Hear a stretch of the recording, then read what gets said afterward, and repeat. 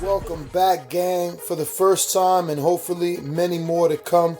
Don't forget to subscribe to the YouTube channel and click on the notifications right here, this little bell, so you can get those emails every time we go live. Peace. The big news, obviously, is your fight with Demetrius Andrade.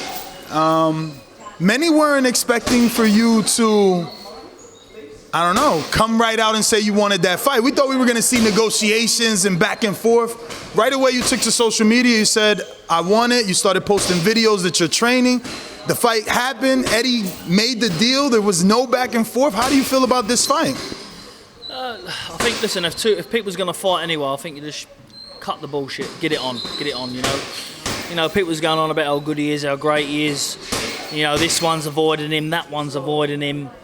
You know, we'll see how good he is now. You know, he's been a year out. You know, a few head problems with his promotional side.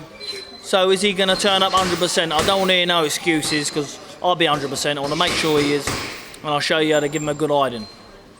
Leave it to Eddie. He says that the offer was so good, there's no reason for Billy Joe Saunders or for Frank Warren to, you know, argue or go back and forth. Was the offer that good, or was it just that this is the type of fight that proves to the world how good of a champion you are? I think it's both, you know. I think that I would like home advantage, but, you know, when I'm away, I perform a lot better. Eddie Earn, give me that, you know, that money, you know, that good deal. The zone money. He put his hand deep in his pocket. And listen, you got to pay to play. And he paid me, so we're ready to play.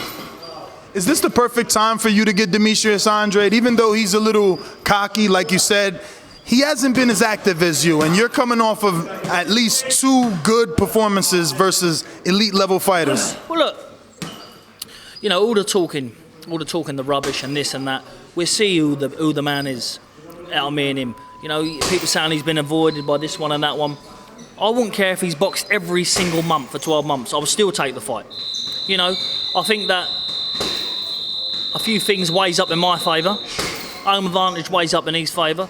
But the main thing is we've got a square ring. We're going to get in there. We're going to see who the better man is. All the shit talk, we're going to see who the best is. And at the middleweight division at the minute, there's a big load of mist. And when that mist clears, I'll be the man standing there. Now, obviously, you're the natural 160-pounder.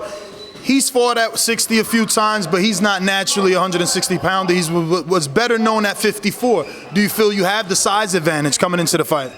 Listen, I've been middleweight from the start of my career for a decade. I know what it's like when it's getting tough, when you need them extra half a stone pushing on people and, you know, little small tricks. Look, we'll see. He's a big fella. He's got legs like a McDonald's straw. 2 legs like a McDonald's straw, so hopefully I'll test his chin. He got dropped once. I've never been dropped in my life. You know, boxing's a dangerous sport. Sparring, amateur, never took a standing count, never been dropped. He's been dropped. And I think that shows that, you know, either he was struggling with the weight and he had to move up. So, you know, we'll see. But I personally think that, you know, small little things add up in my favour. Does Eddie or DAZN have any options on your next fight, or was this a one-fight deal? No, it's a one-fight deal. Listen, they won the purse bids. Well, I'll tell a lie. They didn't win the purse bids. They won the deal because, you know, before it went to purse bids, 40 minutes beforehand, me and my management, MTK, we thrashed out a deal with Eddie Earn. So I think MTK, my management company, needs to take big credit for this because without them involved, I don't think Frank Warren and Eddie Earn would have worked together. Obviously, you still have some detractors, people that don't believe you. I guess it's Akakov or the guy that looked like Wolverine. From that performance, you kind of lost some people. Then you had 2 great performances with Lemieux and your last performance. How do we know that Billy Joe Saunders won't revert to that Billy Joe that was saying, well, I can't get up for this guy? Obviously, Demetrius Andrade is someone you can get up for, but mentally, how do we know you won't fall back in that rut? Because I don't think that was a mental issue with me. That was more of a complacency. I won the world title, and it was more or less that I picked up a bit of an injury, and then I was out for 3 months. Then time I looked around, you know, I was big and I had to lose the weight, and then it was just everything was wrong. You know, I had a bit of family problems. And everything was just wrong that time of year for me. Everything would come at the wrong time, but I still showed. I got in there with, to be honest with you, I wouldn't call him world class. I'd call him that I beat him with one hand on a 7 out of 10 night, but I was terrible that night, and I was the first to say. And that's me.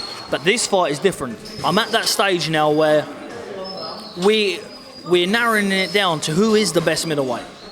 Who is the number one? Who is? I'm world champion. I don't like no one else holding belts at my weight. I want to see who the best is. And I know now that this is the road. I'm on that road now if I beat Demetrius Andrade in unbelievable fashion, people cannot not give me credit. They got to say, well, listen, this Golovkin didn't want him. Alvarez didn't want him. Danny Jacobs, to an extent, probably didn't want him. Him and Charlo's having beef. Charlo haven't boxed him. I'm sure Charlo could have given him a chance. Listen, he's mandatory for my title. He were asking me, am I going to vacate? Texting me on Twitter, Demetrius Andrade. Am I going to vacate? I'll vacate for nobody at all.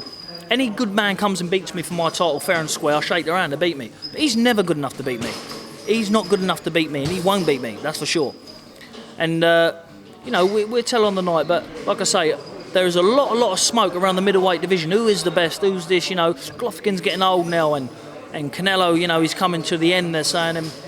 No, I will be the man standing there because I'm the fresher man. I am the best. I am the best boxer out of every single one of them. None of them won't be able to lace my boots for boxing. I know what they're going to throw 3 seconds before they even throw it. So, we'll see who the man is at middleweight. We'll see, and I'm willing to prove it. That's the reason why I'm going to America. As long as we got a ring, I don't give a shit where we box. We can set the ring up in his back garden if he wants, if that suits him. That don't bother me. Let's see who moves on to the next level. That'll be me. Well, I think that's about it. Pleasure talking to you, my man. Thank you. Big up to all my American fans. All my American fans. I'd like to see you all out in Boston supporting me when I whoop poo-poo. Poo-poo, not boo-boo. So when do you get into town? You're going to get in how many weeks early to get acclimated? I'll probably be in 2 or 3 days before the fight. 2 or 3 days. Talk about cocky. That's all I need. I only need 1 night's sleep to beat him, that's all. I'll be in 2 or 3 days before the fight to beat him. 1 night's sleep to beat one of the most feared boxers. That's all I need, 1 night. I'm a gypsy man. What is it that you see in him? You see any flaws that I guess the rest of the world hasn't noticed? Maybe the Charlos noticed. They signed to fight him and something happened. It ended up not happening. Look, I'm very good at working people out. He might be a brilliant boxer. He might be unbelievable, better than I expect. But when that bell goes, he will know he's never been in the ring with someone so elusive, so, timing so on point. You got all that. A lot of people underestimate me until the bell goes. I look easy to hit. I look like, I don't do things great at times. But, the amount of fights I've won being on 50, 60%. And I'm going to be 120% for this fight. I'm going to be 120%. Actually, I do got another one. Because you're obviously from the UK, and you heard our, brethren, Big Baby Miller, have some choice words for Anthony Joshua, but he went a step further. And, I'm all for building up a fight, right? Like, a lot of people say boxing is getting to be like WWF, but he is inviting Anthony Joshua's mom out on a date. And then in another interview said, since he's mad about that, I'm going to take his father out to play golf. When is the line crossed for Billy Joe Saunders? The truth is in boxing that, you say things and to get fights. Big Baby Miller, I had a bit of me and him had a little back and forth on Twitter. He's not a bad fella. I chat to him on the, he's just trying to get bread. He's trying to talk himself into a big fight because he believes in himself. So I don't blame him. Listen, he's got to do what he's got to do. But in America, do you know what long knob is? Long knob. Long knob? No, but it sounds like a big dick. Oh, well, he's on. Long knob and big dick sound like the same shit. He's on point. He's on point. So, Boo-Poo can suck your long knob. All right. So, if a fighter said anything about your mom, it wouldn't be personal. You'll just, words off your shoulder. Big Baby Miller was saying something about that on Twitter, me and him. Listen, a joke's a joke, a smoke's a smoke, but, you can, listen, words, see, with me, nothing gets to me. Nothing at all like that gets to me. Social media, it's all a load of rubbish. Words, innit? That's all it is words and trying to get reaction. No one will get a reaction off of me through words, ever. So Demetrius didn't get a reaction? Demetrius didn't get no reaction at all off of me. I just replied to what he said. Which comment? Are we on the same page? I don't know. We may be. We may. All right, because I wanted to bring it up. I'm glad we stuck around. He said, because obviously you had the fight with Willie Monroe Jr., which was another good fight. And he says, your son punched Willie Monroe in the groin. So he said, make sure you watch your son, because I have a daughter that I think does Taekwondo, and she'll take your son down. Yeah. Listen, to me, it's all smoke. My my son will take his daughter out after I whoop his ass for a bit of food or so to the McDonald's, on some of that Daz cash that his promoter's given me. Listen, do you really think that an English promoter is worried about an American fighter? No. Eddie Hearn's obligated to put on certain and many world title fights, and this is just one of them.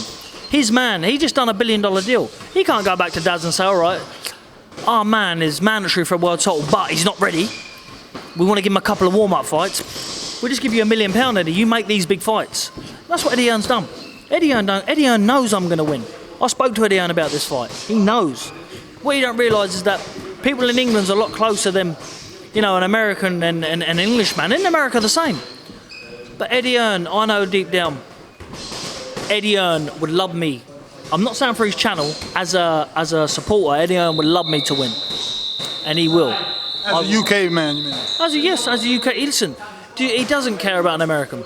He don't care whether I beat Demetrius Andrade in 1 round or 12. He's still getting paid. That's all what matters for Eddie Hearn. And if you win, obviously there's business to be done with Jacobs. Listen, when I win, Jacobs is next.